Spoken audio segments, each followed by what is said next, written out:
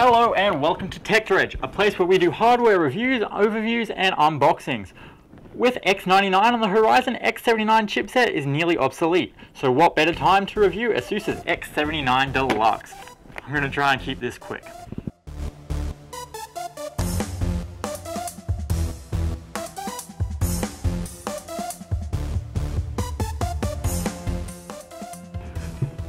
The Asus X79 Deluxe has been around a while, but is relatively new by X79 standards and is built to support the latest Ivy Bridge eCPU straight out of the box.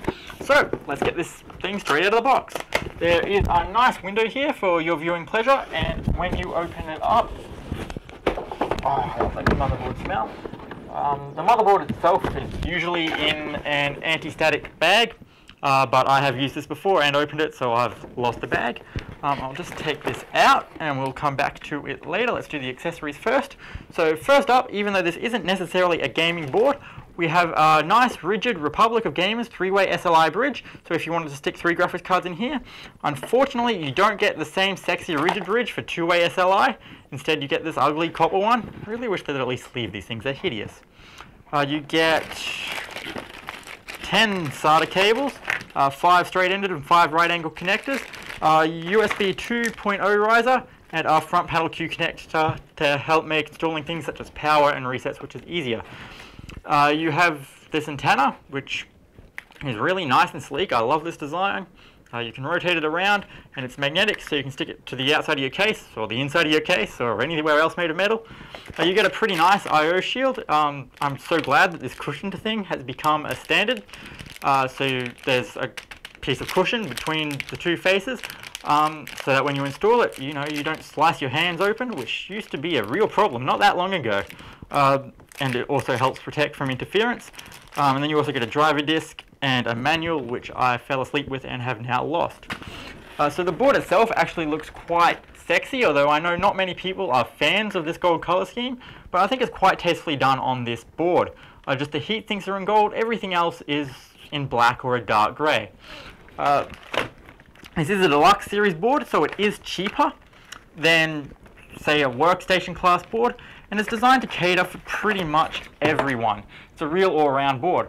For example, if you love storage and need lots of it, there's 12 SATA ports on here, so you can run 12 hard drives off this thing. It also includes support for Asus's SSD caching, which if you need extremely high capacity mechanical hard drives, but you still want the performance, you can use an SSD to speed up the mechanical drive a fair bit.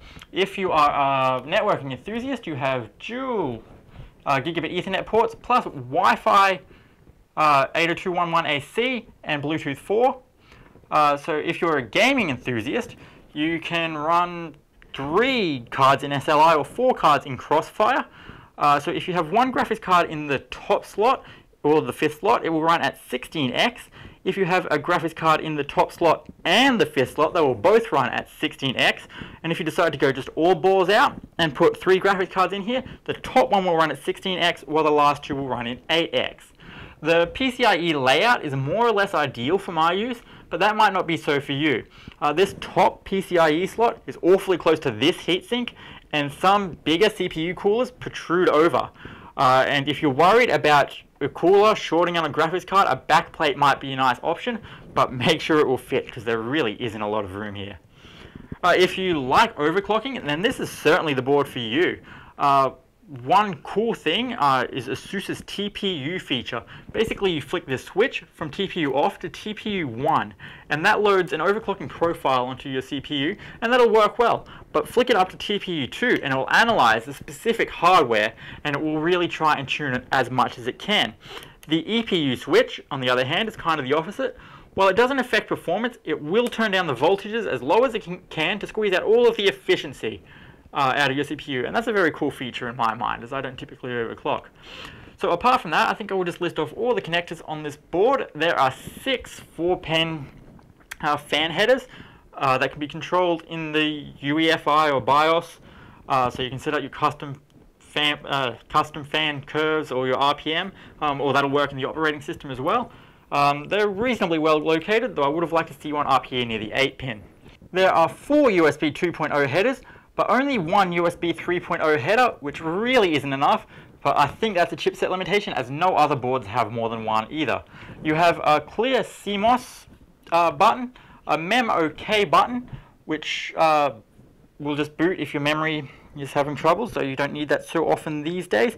You also have a direct key button, which boots you straight up into BIOS, so you don't have to continually mash the delete key and accidentally miss it. You also have onboard power and reset switches, so that you can test the board without plugging it into a case, which is awesome. That should be on every board. It's becoming more common. There's a little error code readout there for diagnostics, 6 PCI slots, 12 SATA ports, and a CPU socket. I guess that's sort of important. So it supports the latest Ivy Bridge eCPUs on the 2011 sockets, and that brings me on to the RAM. When you're looking at super high capacities, super high performance RAM kits on X79, the motherboard does matter. If you are running 64GB of RAM at high frequencies, the CPU memory controller will be stressed enough as it is. So the motherboard is crucial in getting information from the RAM and into the CPU. So this is pretty much the only board that is almost guaranteed to run pretty much any RAM kit you throw at it, even if it's like 64GB, 2400 MHz super RAM. And there are even a couple of RAM kits that are qualified to only run on this motherboard. Back I/O has pretty much everything you could ever need. There are 4 USB 2.0 ports. The bottom one here can be used to flash your BIOS by putting in a flash drive and just pressing that button there. You don't even need CPU or RAM or anything to do that. You just standby power to the board. An Intel Gigabit port, 2 USB 3, and 2 eSATA P ports. I was surprised to see these on here, since eSATA P, it's not standardized at all. And eSATA P, what it is, it just solves one of the main problems of the eSATA standard, which is that it couldn't carry power. So if you use an external eSATA drive, you would have to plug it into a wall outlet as well as the PC. But eSATA P, or powered eSATA, gets around that by powering the eSATA connector over USB 3. So I'm surprised to see it on here, and I'm also pretty chuffed because I'm like one of very few people able to make use of that. There's another 4 USB 3.0 ports, bringing the total up to 6 or 10 USB ports in all. So that's some serious expansion options you have right there. You have another Gigabit Ethernet port. This one's on a Realtek chipset. And you have Asus's Wi-Fi Go card. That's Bluetooth 4.0 and Wi-Fi AC, so the fastest Wi-Fi you can get at the moment. And all of this is contained in a little metal enclosure, so that helps to reduce interference. And the good thing about inbuilt Wi-Fi is if you need Wi-Fi, you just don't have to install a wireless card, which means you don't have to compromise an expansion slot, which means you can still run 3 graphics cards in here. And finally, you have a Realtek ALC1150 audio codec implementation with support for 5.1 speakers and optical audio out down there. So to conclude, this board has a huge feature set, which should make it an excellent choice for pretty much anyone considering an X79 build. It's cheaper than workstation class boards, such as Asus's own P9 X79EWS, and it will work with the latest CPUs, pretty much any RAM you can throw at it, and all of the expansion you will need. So if you are building an X79 system, this is the board I would recommend. It might be prudent to wait for X99 if you want the real latest feature sets, but that will come in at a higher price point, and you have to factor in costs of newer technology such as DDR4 RAM. So I still think X79 has a little while to go before it's completely obsolete. I did try to rush through this a bit, so I will probably write a proper review and just link you to it when it's ready. Thanks for watching, everyone. Please like and subscribe if you liked this video. If you didn't, please dislike the video and let me know in the comments what you didn't like. Please feel free to contact me with any questions you may have on this board, and I'll do my best to get back to you. Have a good one.